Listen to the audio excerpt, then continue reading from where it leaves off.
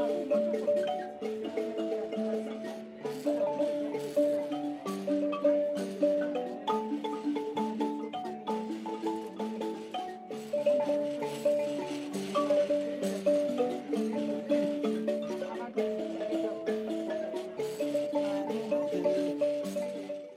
you for tuning in to Zim News Beat TV with Robert Tapfumani. Makadi mkomo. Tipo makadi. Aiwa tinotenda isu kuri sekwa pyo. Aiwa kuna. Mabva kupi nasi? Anasonda vakuchitungisa. Kuchitungisa. Hati tangoti dhuma pa sekuru achapora.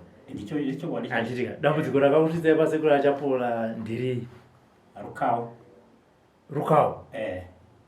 Chichakaitika. Ndakadana nemukadzi womunhu. Apa inzai makadana vanhu makadana nemukadzi womunhu. Ndakadana nemukadzi womunhu. Ashura inosiya. Ndizvo makadana nemukadzi womunhu. Maitozviziva?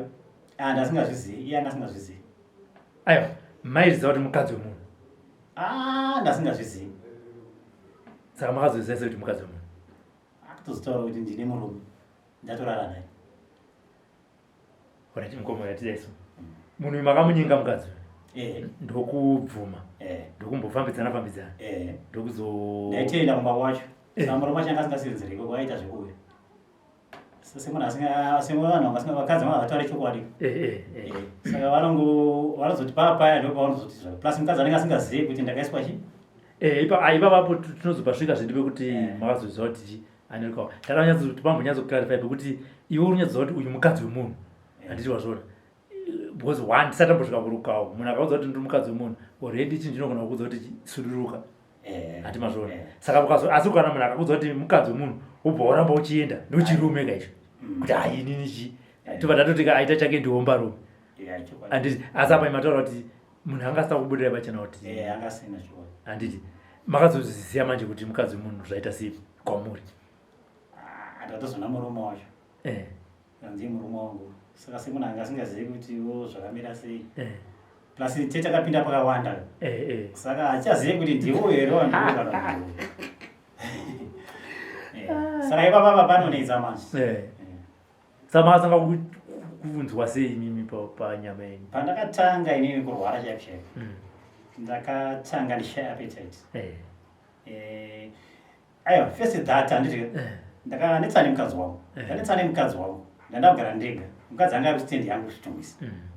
Handiti. Saka ina ndagara ndega kupi kubasa. Nevana vaita sei? Vagara iko. Saka mungoziva zvingoita chirumo vakuita SS. Mazvo. Saka right. Pamwe ndakapinda pasavanhu uchibata mari everyday. Saka manje vakadzi munongovaziva zvavari. Right. Kwakuri kuseni. Imba ndarara. Ndimwe mvura yekuramba. Ndidye chi handina kuna chandaenda kutombodya kana. Pana maigulezi vangu. Vakazoudzwa narendoto vangu zvakanzi ndimboita sei baba mamu mukatu. Vasi vatonitudhiza vasingamuki. Baba vangu yamaigulezi vakachema. Ndaita white kumeso. Ndaita white. Chikanzi baba nenda chipatara. Pane surgery doctor ari padhuze nepandaishandira. Vandaenda paya vandaima injection. Vanitesta matesisi. But chakaitika aifunga kuti sick. Majekiseni paya ndaurara. Ndakaputika kuno nemainjection. Kusikarudzi? Putika zvokuti ndakati chanji mandadzokera. Pane zviri kuitika pandiri. Izvo zviri majekiseni ndavambofamba. Ndidokta manje? Ndaenda ndambofamba amozaizi unenge watonoweka. Kasi ndaigara ndega. Hapana mumwe munhu sezvo vakadzi vakanaka. Nguva yaanofunga apa uda mari apa uda sei uri kushingira zviite sei. Ndamira kuchipostori. Kudai hapana chiri kubuda. Ndabvenda kuti dieti kwandakambodirectwa hapana chakabuda. Ndakapedzisira ndazorora kuti indaneta.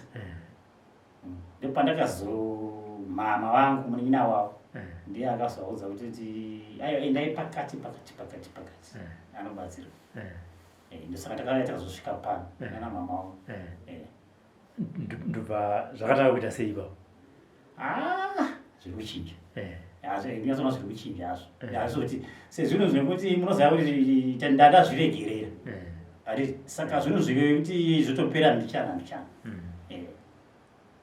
zvazvaspread nyama yese hamuna mudzoka here manje kune murume uyu mukati shamwari sori murume womukadzi totomhoresana totomuziva anogadha vana vekabakiso totosvika pa anogadha pashopu pacho anochengeta mota nomene tagara totoziyana ndepezve changoitika saka kana kuti hamene chii chakati maitoziva kuti mukadzi wake kamunhu wanatozoziva bose chakaita kuti ndizoziva mozachi ndakaona mwana wacho handaiziva mwana wacho ndikati baba wakweresa ndodhita ati ngomatotofura mandairova basi ukati wakomani ndikati zvakaoma ndopandakatanga kuvaziva ndemurume wechi saka ndopandakatanga kumuziva kuti kumuziva zvekuti ndaenda muchimuziva kuti chiwaborwa ndaita sei saka makasiyana nemukadzi ndo dambudziko rakakusisa nemukadzi inini pandakasiyana nemukadzi tanetsana nemukadzi iye girlfriend amubviri aitsana iye girlfriend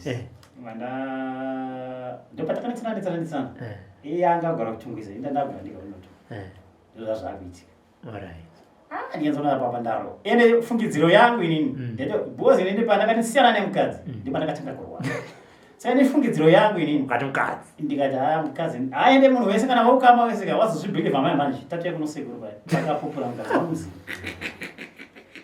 sure akapupura inini ndakazozvibhilivho ndega kuti mukadzi haana chakaipa neni ndikakumbira regero ndikamuti sorry sure zvandaikufungira zvachasizvo saka ndonhau yacho saka kubva pamakatanga kubatsirwa nasekuru zviri kuchinja aiwa zvekuchinja bose maoko aya akutotsvuka bcause aichena achifufunyuka kudai tsoka idzi kunoda watongoti saro zvavo zvongoti kutsemotsenga but aiwa zviri kuita azopera hazvo kuti zvikawani but zviri kundiitira zvakanaka nekuita nhengo yangu zvaiva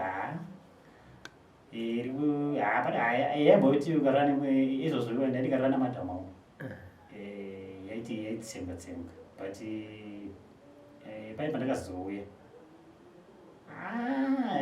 hainambotsemka but pakazongopapa netumapundo zvatuti tingobuda zvakafanana so tikabuda tuwa tobuda tuwa but aiwa zvirinani madzidzei pamukadzi wemunhu ndadzidza ndichafe ndakazviita futi ndafidza magetsi magetsi zvakaoma vamwe varume vari kunyinga vakadzi vanhu ngavaita atikasiyana mukorona azvinomira zvakanaka varume vari kusosera ndarwadziwa ndarwadziwa zvavo alright sekuru ndimuri kusosonora vanhu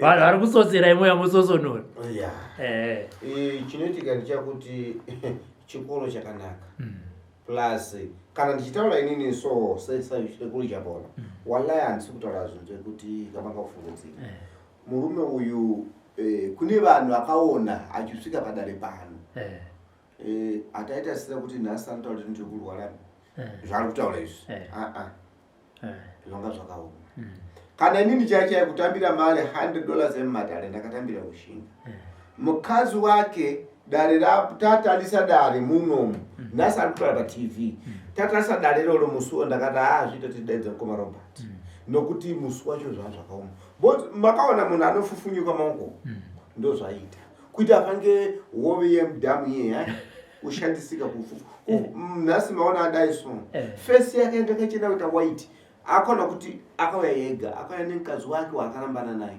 akauya namai wake tu girlfriend hapana kunaka kwazvo girlfriend hapachisi hapana chinhu chinonakidza musha iwoyo please ndapota musha wainotona usanga nyenga akazowa mukadzi ari kuchitungisa Mkazi wacho ndi rasta, mkazi wako. Ane chivanu chake.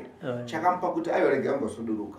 Akaya panapa ndamai ndokuti ndakati tichitesa matale. Takavunzwa ndikati naye amai. Ndimi makaroya ere mwana uyu kana kuti kwete. Tukanzi tarisai kana ndiri ndimi mundu ndakamuroira chii. Ndikati baba lukawo munoliziva. Tukanzi sekulu andizive chino ndirukawo. Ndikati ndicho mwana. Totola mshonga. Saka ndina sekulu wangu akanditi no mzukulu kutala kwako wakaita wakatala fanke vanotamba. Zokanzi ndaona padhuze hapa mudali mako mauya munhu olukawo. Olukawo. Ukampa akaji. Laki yakata ndokuti mwana ane mzimu yake akasimba. Na mai wake ndokuti wallahi kana nasi kutala kwatukita kuno. Kana kabeja kana keda sei. Pasina kuti kulegerana nkati wakanesisi. Anolegerera. Last akanaka. Last ane rudo. Last ane majinji. Mkomana uyu kutola shuwa kuupika so Allah subhanahu wa ta'ala andilegerere. Mukadzi wake uyu dai kuli kuti akadzi wamwe. Oya akasingado kumuona. Nokuti hakuna easy kana kuti nyore. Kana iye mukadzi akarara naye achiziva kuti ndikuda asawedzere. Bosa anoisa makuwa vanhu musanga. Murume akasama bosa tsotsi rinotsotonolewa. Anditika. Mbavha chikadzi inopedza. Saka achimwena ava nasi munofara. Akupedzisa matare. For these and more stories, tune in to Zim News Bit TV with Robert Tapfumani.